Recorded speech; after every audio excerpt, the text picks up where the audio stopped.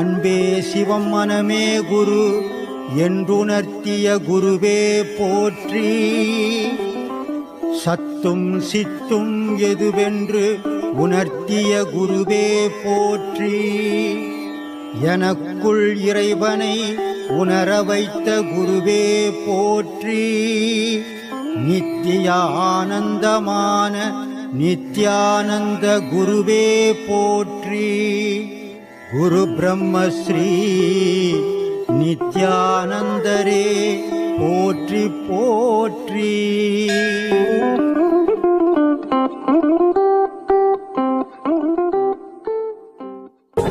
காசுக்காகவோ பணத்துக்காகவோ அவங்களுடைய செயல் இல்லை. உலக மக்களுக்கு நன்மை தெரியணுன்றதுக்காக, நல்லது தெரியணும், நல்லதை தெரிஞ்சுக்கணும், ஒரு புனிதமான செயலை செய்துன்னு இருக்கிறாங்க. இதை பார்க்கக்கூடிய ரசிகர்கள் அத்தனை பேரும் இதை பாருங்கள், அவங்களுக்கு சப்ஸ்கிரைப் பண்ணுங்கள். அது அவங்கள இன்னும் மேலே மேலே ஊக்கப்படுத்துறதுக்கு ஒரு வழியாக இருக்கும். இதை உங்களை தாழ்மையோடு நான் கேட்டுக்கிறேன். ரொம்ப நன்றி, வணக்கம். கந்தசஷ்டி கோயிலில் எல்லாம் போடுறாங்க, கூட்டங்கள் எல்லாம் கூட போட்டு கேட்குறாங்க. ஆனால் கேட்குறாங்க, அது பொருள் நான் புரியாமையே கேட்டுன்னுக்குறாங்க. ஏதோ பாட்டு சூழமகள் ராஜலட்சுமி நல்லா பாடினாங்க அப்படின்ட்டு கேட்டுங்கிறாங்க. அதில் சொல்கிறார், துதிப்போர்க்கு வல்வினைப்போம் துன்பம் போம், நெஞ்சில் பதிப்போர்க்கு செல்வம் பழித்து கரித்துவோம், நிஷ்டையும் கைகூடும் நிமரர் கந்த சஷ்டி கவசந்தனை, அமரர் இடதீர அமரம் புரிந்த குமர நெடி நெஞ்சே குறி, சஷ்டியை நோக்க சரவண பவனா சிருஷ்ட கொலும் செங்கது வேலோன் பாதம் இரண்டும் பன்மணி சதங்கை கீதம் பாட கிங்கனி ஆடன்றார். அப்போது அதிலேயே என்ன சொல்கிறாரு, அந்த துதியை நீ சீரான முறையில் செய்தினா உன் துன்பமெல்லாம் விலகி போயிடும். அது சிந்தனை செய் மனமே, இறைவனை சிந்தனை செய் மனமே உன் துன்பங்களுக்கு வழிவகுக்கும். அது ஏன்னா மனிதன் செய்கிற பாவம், மனிதன் செய்கிற புண்ணியம் இத்தனையும் அழிக்கக்கூடிய ஆற்றல் இறைவனுக்கு மட்டும்தான் உண்டு. ஆனால் மனிதன் செய்கிற பாவம், மனிதன் செய்கிற புண்ணியத்தை இறைவன் அழிக்கிறது இல்லை. ஏன் அழிக்கிறது இல்லைன்னா, இவனுடைய அகங்காரம் அங்கே தடுக்குது. நான் செய்கிறேன், நான் பண்ணுவேன், என்னால் முடியும் அப்படின்ற அகங்காரத்தோட இறைவா நான் மாட்டிக்கினேன், நான் எப்படி தப்பிக்கிறதுன்னும் போது இறைவன் உனக்கு கை கொடுத்து அதை அழிப்பான். இறைவனுடைய சக்திக்கு ஈடு இந்த உலகத்தில் வேறு எதுவுமே கிடையாது. ஆனால் இறைவன் எதுன்னு தெரிஞ்சுக்கணும். முதல்ல அவனுடைய ஆன்மாவே அவனுடைய பாவ புண்ணியங்களை அழிச்சிடும். அவனுடைய ஆன்மா தான் சிவம், அவனுடைய மனம்தான் செயலுக்கு அடிப்படை. உலக விஷயத்துக்கு மனம் தேவை. ஆனால் அந்த உலக விஷயம் செய்யும் போது அதை நன்மைகளாக செய்து பழகணும். அதை இளமையிலேருந்தே தாய் தகப்பன் வகுத்து கொடுக்கணும். நிறைய இன்னைக்கு தாய் தகப்பனுங்க கஷ்டப்படுறதுக்கு காரணமே, என் புள்ள என் பொண்ணு நல்ல அறிவாளி ஆகணும், நல்ல புத்திசாலி ஆகணும், நல்ல திறமசாலி ஆகணும்னு வளர்க்குறதே இல்லை. பிறக்கும் போதே ஆசையை காட்டி நீ பெரிய இன்ஜினியர் ஆகிடு, பெரிய டாக்டர் ஆகிடு, பெரிய மந்திரி ஆகிடுன்னு வளர்க்குறாங்க. இது வளர்ந்த உடனே நான் இதெல்லாம் ஆகிட்டு நீ இருக்காத போயிடுன்னு தெத்தி விட்டுடுறாங்க. ஆசையை வளர்க்கும், தாய் தகப்ப அறிவை வளர்க்கணும்.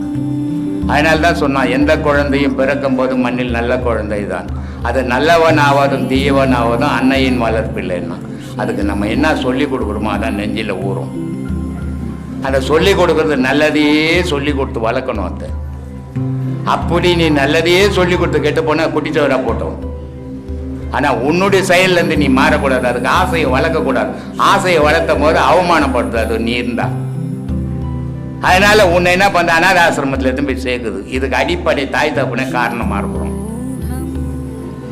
பிள்ளைகளுக்கு நல்ல அறிவு வரணும். அறிவு வந்தாவே அதனுடைய செயல் நல்லா இருக்கும். பிள்ளைகளுக்கு நல்ல திறமை வரணும். உலகத்தில் நின்று ஜெயிக்கும். அது இது அவசியமா இந்த தேடுறதை விட்டுட்டு ஆசையை ஊட்டி ஊட்டி ஊட்டி பிறந்த உடனே குழந்தை 2 கை மூடிக்கின்னு பிறக்கும். குழந்தைங்க எந்த குழந்தையும் கை திறந்துக்கின்னு பிறக்காது. 2 கை மூடிக்கின்னு திறந்ததுக்கு காரணம் என்ன, நான் வந்ததை பிடிக்கணும் அப்படின்னு தான் அந்த பூமிக்கு வருது. ஆனால் மூடிக்கின்னு இந்த கையை பிரித்து அது கையில் ஒரு 100 ரூபாய் வச்சு, ராஜா நீ மந்திரியா போடு அப்படின்றான். அப்போவே பார்க்குறது இதுதான் புது பேராக்குது எடுத்துட்டு. இப்படி ஊட்டி ஊட்டி ஆசையை வளர்த்தது. அப்படி என் புள்ள சேர்க்கலைங்க, மரியாதை கொடுக்கலங்க, என்னை வச்சு தத்துறாங்கன்னா தெத்துவான் தான். அதுக்கு அடிப்படை பேசை நீ தானே. அதுக்கு அறிவை வளர்க்கலையே, ஆசையை வளர்த்திய. ஆசைன்றது இயற்கையாக வரப்போகுது. அறிவுன்றது நீ சொல்லி வளர்க்கறது. சொல்லி வளர்க்கணுமே, வளர்க்க மாட்டேன்றிய. இதனால ஏற்படுற தவறுகள்ப்பா இது. அந்த துன்பங்களை அழிக்கிற ஆற்றல் முருகன். அதனால தான் சொல்லுவார் அருணகிரி, ரொம்ப அழகா சொல்லுவார். கெடுவாய் மனநே கதிகேல் கரவது இடுவாய் வடிவேல் இறைதால் நினைவாய் சுடுவாய் நெடும் வேதனை தூள்படவே விடுவாய் விடுவாய் வினையாவை மேனொரு. அந்த முருகப்பெருமானுடைய காலை பிடிச்சிக்கினா நீ அழிக்க முடியாத துன்பத்தெல்லாம் அழிஞ்சு போயிருந்தா, கெட்டு போயிட்ட. சரி, போனது போகட்டும், இனிமேல் வேணாம். ஆனா இனிமேல் ஒரு நல்ல வழி போனோம்னா இறைவனுடைய காலை பிடி. எல்லா பாவத்துக்கும் விமர்சனம் அங்கதான் கிடைக்கும். அதை அழிச்சிடுவான், நீ நல்ல நிலைக்கு போகலாம். அதனால சொல்ற, கெடுவாய் மனசு கெட்டு போச்சு உனக்கு. நீ திருப்பி நல்லவனா மாறினா இறைவனை தான் பிடிக்கணும், வேற வழியே கிடையாது. அதனால் சொல்ற, கெடுவாய் மனநே கதிக்கையில் கரவது இடுவாய் வடிவையில் இறைதார் நினைவார் சுடுவாய் நெடும் வேதனை தூள்படவே விடுவாய் விடுவாய் வினைய. நீ எவ்வளவு பெரிய வேதனை குழப்பத்தில் என்ன கூட தூள் தூளா போடுண்டா அது முருகனை பிடிச்சின்னா அப்படின்றார். அமரும் பதிக்கேல் அகமாமனும் பிரம்மம் கெட மெய்ப்பொருள் பேசியவா நாகா சொல்ல வேலவா நலகவி தியாகா சுரலோக சிகாமணி ஏன்றான். செம்மன் மகளை திருடும் திருடன் பொம்மன் முருகன் பிறவான் இரவான் என்றான். அப்படிப்பட்ட கடவுளை புடிடா. அதுதான்டா தெய்வ வழிபாடு. அதை ஓட்டு போட்டு பிறந்துட்டு வளர்ந்துட்டு யாரோ ஞானி கோணி நம்ம பின்ன சுத்தின்னு தான் கடவுள் வழிபாடுன்னு போய் ஏமாந்து போடாதடான்றான். அதனால தான் சொல்கிறேன், என் பின்னாடி யாரும் வராதிங்கன்னு சொல்கிறது. நான் எல்லாருக்கும் ஆத்மா வணக்கம். உங்களுக்கும் உலகம் முழுக்க இருக்கிற ஐயாவோட பக்தர்கள் சீடர்கள், உலகம் முழுக்க இருக்கிறன்னா பர்டிகுலராக சொல்லி ஆகணும். ஏன்னா கேட்குறாங்க, நாங்களாம் இங்கே இருக்கோம் சாமி, எங்கள் நாடை சொல்லும்போது எங்களுக்குள்ள ஒரு சந்தோஷம் இருக்குது. ஏன்னா ஐயா சொல்லுவாங்க, மலேசியா, சிங்கப்பூர், கனடா,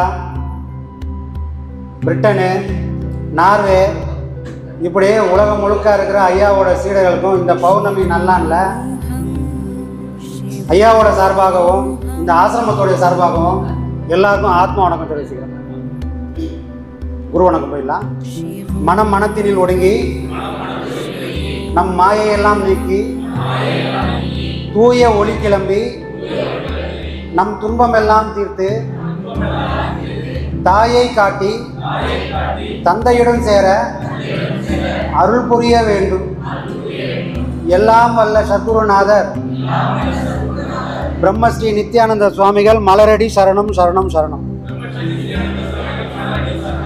நம்மளோட போன மாதம் நிறைய பேர் வரல. இந்த மாதம் போய் பார்த்தீங்க ஐயாவை. ஏதாவது மாற்றங்கள் தெரியுதா? எதனா வித்தியாசங்கள் தெரியுதா?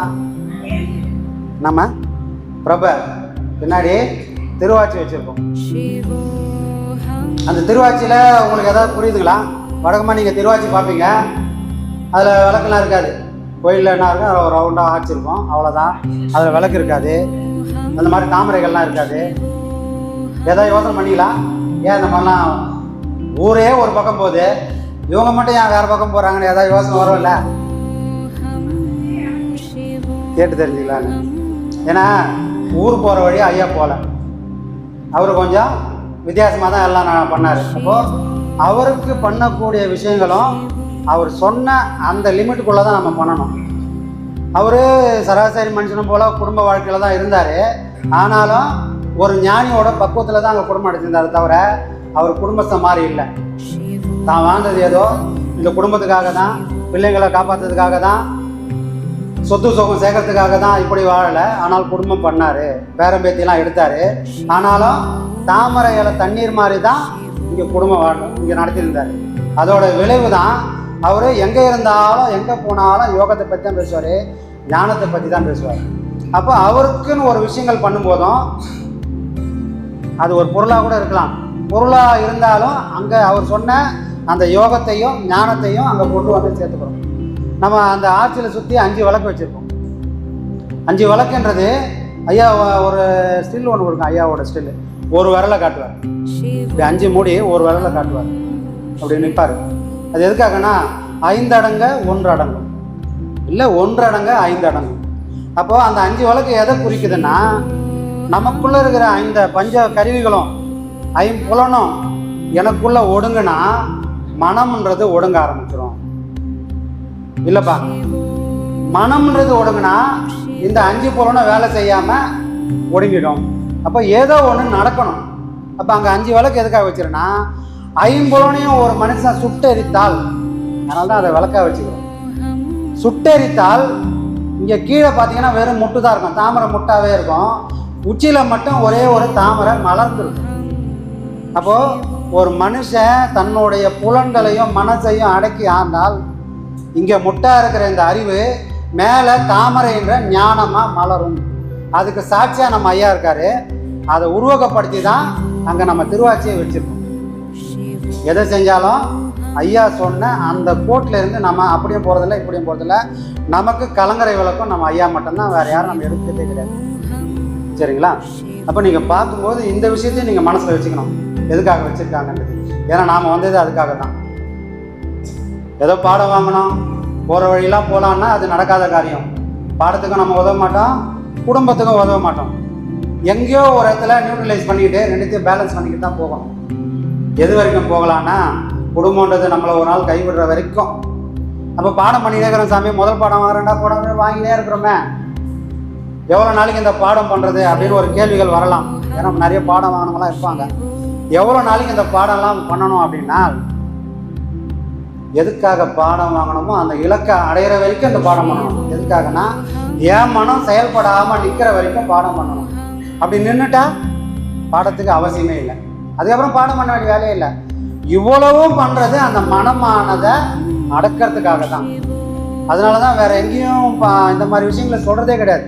நிறைய இடத்துலலாம் போனோம்னா கண்ணை மூடி தியானம் பண்ண சொல்லுவாங்க. காரணம் என்னென்னா, மனசை அங்கே அடக்க வேண்டிய வேலையே கிடையாது. மனசை அடக்க வேண்டிய வேலை இல்லாதனால அதை பண்ணக்கூடியவங்களுக்கு எந்த போராட்டமும் இல்லை. சொன்னதை சொன்ன மாதிரி பண்ணி கண்ணை மூடி உட்காந்துட்ட சாமி, எதையோ நினச்சிக்கணும் சாமி, அழகாக பண்ணிட்டு போவாங்க. ஆனால் பலன் இருக்கானா? ஐயா சொன்ன வார்த்தை தான், நயா பைசா கூட பிரயோஜனம் இல்லை. அப்போ மனம் அழிந்தால் மட்டும்தான், மனம் அழிக்கக்கூடிய கலையை கற்றுக்கின்னு தான் மேலான இன்பத்தை அடைய முடியும். அப்படி அடைஞ்சாதான் நான் அதிலே நிற்க முடியும். ஒரு குழந்தைகிட்ட போய் இப்போ என்கிட்ட கட்டுக்கட்டாக பணம் கொடுத்தாங்கன்னா நான் ஏதோ பிரயோஜனமாக செலவு பண்ணுவேன். ஒரு குழந்தைகிட்ட போய் கட்டுக்கட்டாக பணம் கொடுத்தா அது என்ன பண்ணோம்? அந்த பணத்தோட மதிப்பு அதுக்கு தெரியுமா? தெரியாது. எல்லா விளையாட்டு பொருள் மாதிரி இந்த பணமும் ஒரு விளையாட்டு பொருள் மாதிரி நினச்சிக்கும். அப்போ பக்குவம் இல்லாத ஒருத்தனுக்கு ஞானத்தை கொடுக்கக்கூடிய பாடம் கிடைச்சாலும் அதனால் அவங்களுக்கு பலன் இருக்கானா? எந்த பலனுமே இருக்காது.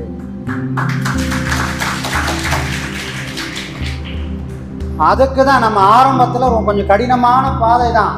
ஆனால் எதுக்காகன்னா, உனக்கு கிடைக்க வேண்டிய பொருள் பெரிய பொருள்ப்பா, அதை தாங்கக்கூடிய சக்தி உனக்கு வரணும். அதனால் அதை தாங்கக்கூடிய சக்தி உனக்கு கிடைக்கணும்னா இந்த பேசிக்கான பாடங்களை அழகாக பண்ணிங்கன்னா அந்த சக்தி நமக்கு அழகாக வந்துடும்.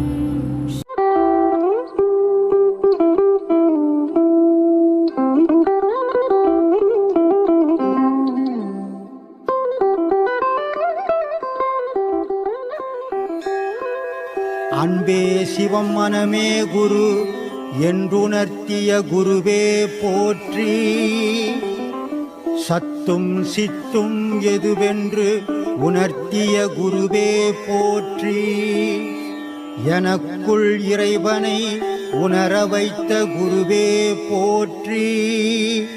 நித்திய ஆனந்தமான நித்யானந்த குருவே போற்றி.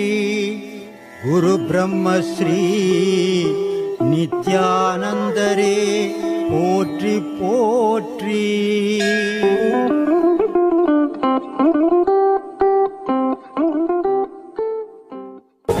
காசுக்காகவோ பணத்துக்காகவோ அவங்களுடைய செயல் இல்லை.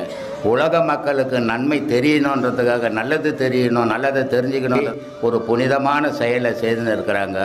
இதை பார்க்கக்கூடிய ரசிகர்கள் அத்தனை பேரும் இதை பாருங்கள், அவங்களுக்கு சப்ஸ்கிரைப் பண்ணுங்கள். அது அவங்கள இன்னும் மேலும் மேலும் ஊக்கப்படுத்துறதுக்கு ஒரு வழியாக இருக்கும். இதை உங்களை தாழ்மையோடு நான் கேட்டுக்கிறேன். ரொம்ப நன்றி, வணக்கம்.